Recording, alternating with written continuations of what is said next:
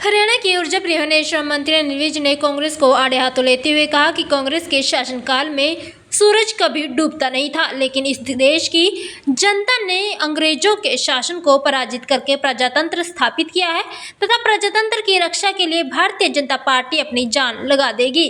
Vij media कर्मियों द्वारा लोकसभा में विपक्ष के नेता व कांग्रेस सांसद राहुल गांधी द्वारा चुनाव आयोग की कार्यप्रणाली पर सवाल उठाने के संबंध में पूछे गए प्रश्न का उत्तर दे रहे थे। इस मौके पर उनके साथ विकास एवं पंचायत मंत्री कृष्ण पंवार भी उपस्थित रहे। विज ने राहुल गांधी के बयान पर पलटवार करते हुए कहा कि राहुल गांधी को झूठ बोलने की आदत है तथा राहुल गांधी और कांग्रेस ने एक नीति बनाई है जिसके तहत देश की संवैधानिक संस्थाओं के खिलाफ एक जिहाद छेड़ा हुआ है।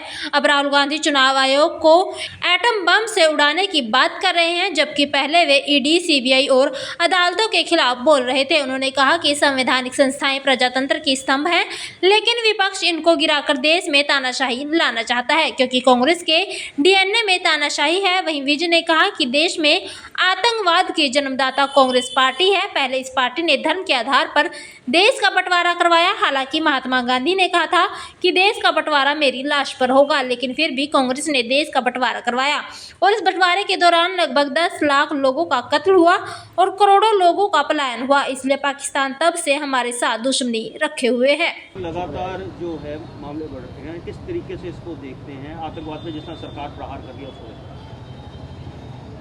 देश में आतंकवाद की जन्मदाता कांग्रेस पार्टी है। पहले इसने धर्म के आधार पर देश का बंटवारा कराया। हालांकि महात्मा गांधी जी ने कहा था नवाखली में कि देश का बंटवारा मेरी लाश पर हो, लेकिन फिर भी कांग्रेस ने देश का बंटवारा करवाया और लगभग 10 लाख लोगों का कत्ल हुआ, उसमें करोड़ों लोगों का पलायन हुआ।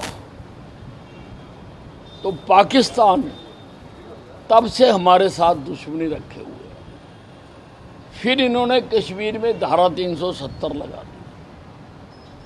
धारा 370 लगने से कश्मीर में आतंकवाद उपजा है और अपने 55 साल के शासन काल के दौरान इन्होंने आतंकवाद को ख़त्म करने के लिए कोई कार्रवाई नहीं की। हमारी सरकार ने आने के बाद कश्मीर से धारा 370 को हटाया है और अब वहाँ पर आतंकवाद की गतियों में बहुत ज़्यादा गिरावट आई है और अभी ऑपरेशन सिंदूर में पाकिस्तान को जो उनके आतंकवादी अड्डे थे, पहले कभी किसी सरकार ने नहीं किया, नरेंद्र मोदी जी ने किया, उनको टारगेट करके उनके अड्डों को उड़ाया गया है आतंकवाद को ख़त्म करने के लिए। और भी उनके एयरबेस भी उड़ाए हैं, एयर डिफेंस सिस्टम भी उड़ाया है। लेकिन इस युद्ध का हमारा टारगेट जो था वो आतंकवादी अड्डों को तबाह करना था, जो आज की पहली किसी भी सरकार ने नहीं किया। राहुल गांधी ने कहा है कि उनके पास ऐसे सबूत है, अगर वो दिखा दें तो चुनाव आयोग जैसी संस्था का कोई अस्तित्व ही नहीं रहेगा। देखिए, राहुल गांधी जी को झूठ बोलने की आदत पड़ चुकी है। राहुल गांधी जी और कांग्रेस की एक नीति बनाई है कि देश की जितनी भी संवैधानिक संस्थाएं हैं उनके खिलाफ जिहाद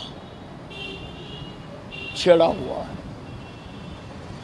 अब वो चुनाव आयोग को एटम बम से उड़ाने की बात कर रहे हैं। पहले ईडी को, सीडी को, सीबीआई को अदालतों को लगातार ये इनके साथ बोल रहे हैं। ये जो संवैधानिक संस्थाएं हैं, ये हमारे प्रजातंत्र के स्तंभ हैं। ये प्रजातंत्र के स्तंभ को गिराकर देश में तानाशाही लाना चाहते हैं और कांग्रेस के डीएनए में तानाशाही है।